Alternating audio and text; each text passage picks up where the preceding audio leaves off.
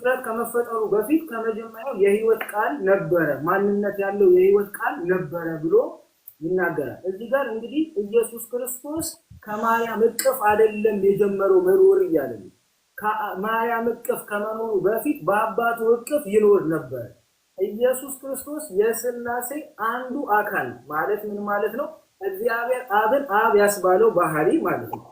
መንፈስ ቅዱስን አምላክ ያስባለው ባህሪ ሳይጨምርም ሳይቀንስም ደግሞ ወልደ እግዚአብሔር ውስጥ ነበረ ማለት ምን ማለት ነው? አምላክ ነበር፣ የሚኖር አምላክ ነበር፣ ሕያው የሆነ አምላክ ነበር፣ ያልጎደለው በባህሪ ምንም ደግሞ ያላነሰው ፍጹም የሆነ አምላክ ነበር። መጽሐፍ ቅዱስ ሲናገር እርሱ ይላል ስለ ኢየሱስ ያወራል። እርሱ በእግዚአብሔር መልክ ሲኖር ሳለ ምን ማለት ነው? እሱም እኮ ከአምላክ ጋር ከአብ ጋር የነበረ ነበረ።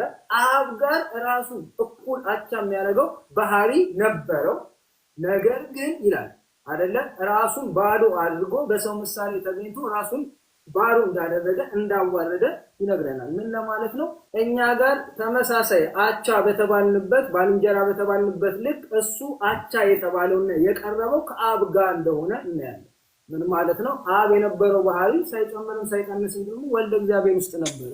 ይሄ ምን ያሳየናል? ካል ኢየሱስ መኖር የጀመረ አይደለም፣ በፊትም ደግሞ ሲኖር የነበረ አምላክ እንደነበረ ይነግረናል። ይህን እውነት መረዳት በጣም አስፈላጊ ነገር